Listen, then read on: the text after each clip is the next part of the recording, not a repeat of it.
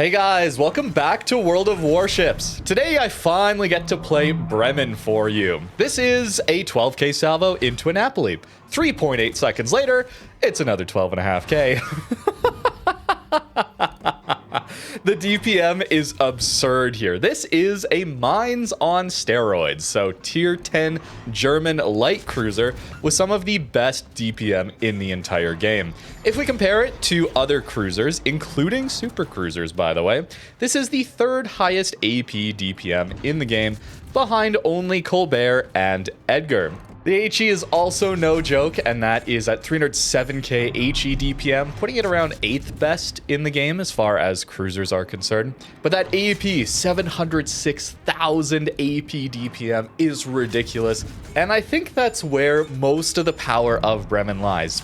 But the HE we should talk about still too. We want to find those flanks, we want to find those broadsides, but you're not always going to find people just going flat broadside to you.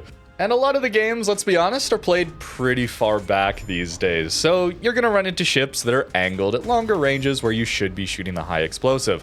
Fortunately, that DPM includes 38 millimeters of pen, so we don't even need to take IFHE to pen battleship armor here. So if we go over to the high explosive shells and look at the fires per minute stat, we get 14.5 fires per minute. And that is second best of cruisers that have more than 32 millimeters of pen, only behind Annapolis. There's other ships with better fires per minute, okay, things like Jinan, Jacksonville, Colbert, Worcester, but they don't pen 32 millimeters of armor without IFHE. Some of them still, even with IFHE, won't be able to. So very interesting here that we don't have to deal with the IFHE fire penalty while still getting a lot of full pens in. 38 is also really important because that is American battleship armor. The midsection, the deck armor, and the upper belt is often 38. So this Montana essentially doesn't have any armor against us, at least against our high explosive, unless we're hitting his turrets. I will need to mention that the shell velocity is the same as Mainz, meaning it's not great at longer ranges. Trying to hit destroyers, it's a little bit tricky. Vampire is notably quite maneuverable, but even still, it is a lot of DPM, but you need to be able to lead it properly. The shells are all the exact same as well, which is really nice and convenient if you're someone who, like me, who enjoys Mainz a lot. If you play it a lot, you'll feel right at home here. In fact, you're gonna love it because this ship has better armor as well as getting healing, right? We get a little more range too, but heals on cruisers are so valuable, and that's the main weakness of something like Mainz. Also to mention here, our firing angles are pretty decent, especially forward. 35 degrees firing angle forward. Backwards, it's 39 degrees. So you got to show a little bit too much broadside to be comfortable when kiting. Notably though, that is the same kiting angles as Mainz, so you should be used to that. And pushing in, it's a little better, right? The firing angles on Mainz are 38 forward and 39 backwards. So we have a little bit of an improvement there when we are angled in, which is very nice to see. The armor here, 30 millimeters of deck armor, 30 millimeter upper belt armor, I found to be pretty trolly, actually. You do get overmatched still, a lot of 457s, of course, but I didn't find myself taking that massive a hits. I don't know if that's to do with the turtleback we see on some of these German cruisers, or if that's just the nature of this ship. Sometimes you just get trolley armor the way Wargaming designs these things, which I will gladly take. We should notice that our ship also has a lot of HP. As for a light cruiser at tier 10, it's very nice to have around that heavy cruiser HP level. This isn't even taking Survivability Expert, which I will take later on. I had to make a few sacrifices to take the full Lighthouse build here to maximize our DPM, but we'll see that a little bit later. Broadside Worcester, and I mean, the salvos are ridiculous for having what is a sub 4-second reload. And I can't even run Luchins on it yet because in this early access phase to get you this video initially, it's a test commander. Imagine this with Luchins. You instantly proc it because you get, of course, 16 shells with such a fast reload. You're going to get Luchins right away. That's another DPM buff. It'll be even crazier than what you're seeing here. It's taken us a little bit to get some damage, but crucially, we now get to farm these battleships. And Yamato... oh, poor Yamato and its old ancient hull with 32 millimeter upper belt that is so juicy for full pens. We're going to swap to the AP right away. All right, that's a 7K salvo. Next one is a nearly 11K salvo. Reminder that this is every 4 seconds. It's so much DPM. I absolutely loved playing Bremen. Now let's talk about how you can get it. I will continue to gush over its performance later on. But how do you get it? It is for Steel. It's in this Steel Fleet event, whatever they end up calling it here, for 39,000 Steel. That's a lot. We haven't seen the previous Steel Will ships come back, by the way. Things like Prince Vanarani, PVO. Those ships were last year's version of this, and Bremen, alongside Hawaii and a few others, Le Havre, Aki, they are in this year's version of the Steel Will event. 39k steel is much more than we would expect for a tier 10. We usually see them for 31,000 steel, so that's quite a lot extra. Fortunately, there is a one-time use along with this Steel Will event, a discount coupon. Unfortunately, I don't think you can use your anniversary steel discount coupon if you are a beta tester or an alpha tester on this. So really, you can only use this one option of a 15% discount. And you only get one of those. So if you want Bremen, Hawaii, Le Havre, Aki, you only can discount one of them. And that is a 15% discount. So it'll still be 33,150 steel if you want to use that discount here. So it's pretty expensive, and I don't know when it will be back. It's designated as a rare ship, though. I don't know if that is going to mean anything for future events, but it's steel, and it's not particularly cheap. But it's very, very strong, and I'll probably be getting it myself. I'm fortunate enough to have quite a lot of steel on my main account. I just had such a great time playing with this one so far, and I can't wait to play it some more. I mean, the DPM, it's so fun to have this level of DPM. I played Mainz recently for like Black Friday ships, right? And I had an absolute blast there, and I'm so happy that Bremen is living up to the hype that I had for it. It just is a little hard to lead these guns at longer ranges. It does so much damage, though, if you can get that lead it down. As to how it compares to these other new steel ships, Aki, Bremen, Hawaii, I-56 apparently, and Le Havre, I'm not too sure. I haven't played all of these new ones yet. Le Havre, though, was in some Weeb event already. That one's more of a secondary focused French cruiser. I would be more interested in Bremen, personally. I really, really enjoyed this thing. Long range, trying to hit a Vincent here. That's still getting some really, really great damage, but as soon as he angles, then we're going to swap over to the high explosive. I think Bremen, much like a lot of cruisers and light cruisers, is going to perform best when people are pushing into you. I know, no surprise there, but it is worth noting that I was often having to push the flanks that I was on because a lot of the ships were dying so quickly, or perhaps I just spawned on the stronger flank. It's a little tricky to lead these shells, I gotta say, and when you're using the HE at these longer ranges, maybe it's just my poor aim, certainly that could be a deal here, but the salvos aren't quite as impactful, okay? The HE is fine and is well worth using in the right situations, but please, if you're gonna play Bremen, certainly this applied to Mainz as well, swap over to that AP as much as you can, because that is where the absolutely absurd DPM comes from. This Vincent damage controls our fire. Now I'm hoping to get another fire on him here rather quickly. Maybe not going to happen as quickly as I would have liked. I'm not hitting quite enough shells though. But this is, I think, going to be the main weakness of something like Bremen, is at these longer ranges, applying this DPM is going to be quite challenging. 13-second lead time out to 18 kilometers really isn't great. Even Hindenburg, which is not the fastest shells at range, I don't think, has 11-second lead time at 18 kilometers. So in the passive games, if you have to push these flanks, you're not used to it in cruisers, got to dodge a lot of that incoming fire, or just get lucky like I seem to be doing here against this Vincent.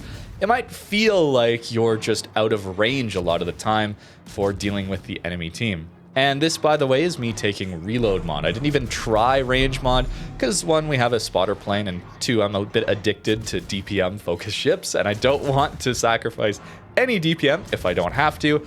But taking that extra range, I don't see as useful extra range thanks to this shell velocity. I want to be finding ways to get a little closer. Here, finding broadside Littorio, right? This is where we want to swap to that armor piercing. Armor holds up, even though I wasn't properly angled. Get another 10k chunk into a battleship. Finding these flanks is what I want to do. So I'm going to try to play a little closer, I think. And maybe that's just a skill issue on my part as far as leading these guns, but I found way better success playing at these more mid-ranges. And some of that comfort issue may come down to the concealment. I often consider the difference between your maximum gun range and your concealment is often a good indicator of how comfortable a ship feels to play. So Bremen having 13.1 detect at its best, which is worse than a lot of the more modern battleship releases. Means that you can get outspotted very easily, and then of course the long range overmatch can come flying in on some of those more open flanks, especially in the early game. So trying to save that HP early on is really important in all cruisers, Bremen included. So it might be a bit challenging because of that as well. I think overall it's going to be fine because you're going to want to keep the guns hot. You're going to want to fire most of the time here with the more normal build, not a full Lighthouse build, 13.1 detect with nearly 60k HP and 4 heals. I found to be enough, more than enough, to survive a lot of that incoming damage. But we didn't have the most games with overmatching battleships, at least at the start. That's a 10k AP salvo into that Wisconsin, front guns only, followed by a 5k salvo. And then when we start missing, unfortunately. I got myself into a bit of trouble here, but going angled in like this, Wisconsin can't overmatch our 30 millimeters of armor. So he's going to get a hit into us, superstructure hit, I guess, 11k. It hurts, but it's not as bad because we have just so much base HP. Broadside Ven at really close range. We're on 150k here, or 58k damage so far. And we're not going to get the Citadels. Unfortunately, we just don't have the pen right now. But the DPM. It feels like I'm playing a destroyer, bro. And yeah, it is arms race, okay? But yeah, that was pretty quick, over 30k, 35k damage into that Ven. No Luchans still, by the way, no Luchans. Pushing up early on to this island, maybe a bad idea. Prince Adalbert, Schlieffen, and there's actually going to be a Napoli as well on this flank. But I trust this armor enough. It's a bit of a risk, certainly, but I trust it enough to survive some salvos, not take a massive hit, and we should be able to get ourselves into a pretty solid position early game. Thanks to the shell velocity not being the best, it also means you can get over a lot of islands that otherwise, if you had great shell velocity, things like Petro, Riga come to mind. Been playing Riga a little bit thanks to the Tier 9s coming for free this next update as well. There's some tech tree ones, but that's for a different video. It's nice to have a little bit worse shell velocity for some of these islands here, allowing us to shoot over them and not be so far back that it's very easy for others to lob into us, or we get spotted around these islands too. And yes, the torpedoes. I haven't mentioned them quite yet, and maybe I should have earlier, but the torps were a massive surprise to me, okay? I was focused in on the guns, and the torps are really good here. You get 12 kilometers of range on these torpedoes, okay? Very usable. You can't quite stealth torp, but you can send them into choke points very easily, especially if you're playing up on islands. And they do 16,500 alpha damage. Very nice. 147 second reload time. It's a little bit long, but given that you're getting 10 of these torps per side, is really powerful. They only go 50 knots, so they're very slow. They're more zoning torps, right? A bit of sea mines action here. But they do really good damage, and they can surprise a lot of people. Maybe as people get used to knowing that Bremen has these longer range torpedoes, it won't be as much of a surprise. But notice here, we're going to be spotted off and on from the B cap. Somebody's capping B, and they've pushed up enough that I think that's going to be who's spotting us right now. So it might be a good idea to actually just lob some torps in there, right? And that's what we're going to do. No super narrow spread, but I don't think this tone was expecting 12-kilometer torps from the Bremen. So really nice utility there as far as deterring people from pushing into you, torping out gaps. Even early on, 12 kilometers of range, 13.1 detect. If you're pushing up to an island close to a cap zone, you could use that to just torp across to the standard destroyer positions and really surprise them with some of those long-range torpedoes. And again, seeing the consistency of this AP into broadsides, it is so nice. And we got to show the intro clip yet again. We'll see this Napoli coming across the screen soon enough. Into this Prince Adalbert. I don't know if we necessarily have enough pen for him. I think he has 100 millimeters of upper belt armor on that ship, and I just aimed too far back. But really, it is quite light, these AP shells. They are not very heavy, something that is a bit of a problem with German AP. They do a ton of alpha damage, but it seems like their pen angles aren't great. They tend to shatter a lot of the time at not perfectly broadside on salvos. So you may notice that while every once in a while you're getting those massive salvos into the perfect broadside, 10 to 12k, it suddenly drops off to 2,000 or 3,000 damage when they start to angle. So that's where finding those perfect broadsides can net you so much damage so quickly. Schlieffen trying to get away. Spotter plane gets out to 21.8, but the lead time is so ridiculous there that it's, again, super hard to use. The AA is not great, of course, but that was pretty much a given. Consumables-wise, having a 6-kilometer hydro is incredible, as always, and then the damage on these salvos sometimes. It's so good. I had an absolute blast playing Bremen. I'm so excited this coming to the game. Steel, it's very expensive. Steel will event. Limited time. Not sure when we're going to see it again, but I really, really have enjoyed playing this ship so far. And as for building out Bremen, I think there's a couple different ways you can go with it. Obviously, the full Lighthouse build, high risk, high reward, but you still have such insane base DPM that you're melting pretty much anything within reasonable range of you that you don't need to go the full Lighthouse to get absurd DPM. This is what I was running though for more of that Lighthouse build. Things like IFHE not required for this build, so trying to go with Outnumbered as well as Top Grade Gunner.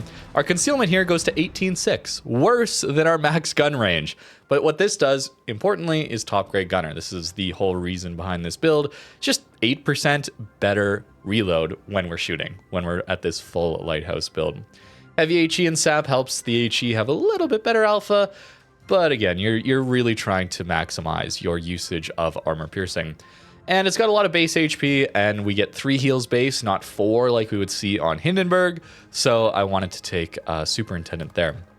But this is the Lighthouse idea. Very risky, and honestly, you'd be better served, I think, in most matches, just taking mostly concealment and survivability, and letting the base incredible DPM of Bremen really do most of the heavy lifting anyway.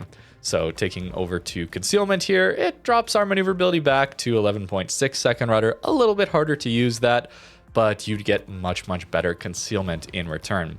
So I would still want to go grease the gears. You notice the turret traverse wasn't the best. I want gun feeder. I want both of those things to help maximize our DPM on target, as well as getting the right ammo type. And you can just go something pretty simple like that if you got a 21 pointer. 13.1 detect means you're still getting a lot of value out of top grade because your concealment still isn't that amazing. But nearly 60k HP on this ship, really, really nice. Your armor layout is not amazing. 30 millimeters, of course. We know how many 457s there are these days. However, a little better firing angles than Mainz, at least when looking forward, is really nice. 39 kited, not amazing, but still, I think, good enough. Little bit of icebreaker here if you're at really close ranges, getting those YOLO torps off, but you don't need to be at that close a range to send these torpedoes out, as they do a ton of damage and go 12 kilometers. I was really, really surprised by that. Really fun ship. I am very excited to play this ship some more, but for now, I gotta go play some of these other new ships coming into the game. Very exciting. A lot of new content here with this Christmas update. Let me know what you think in the comments below about Bremen. Are you excited to get this one for Steel Will?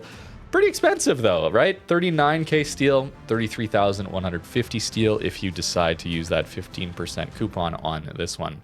Thank you very much for watching and have a great rest of your day.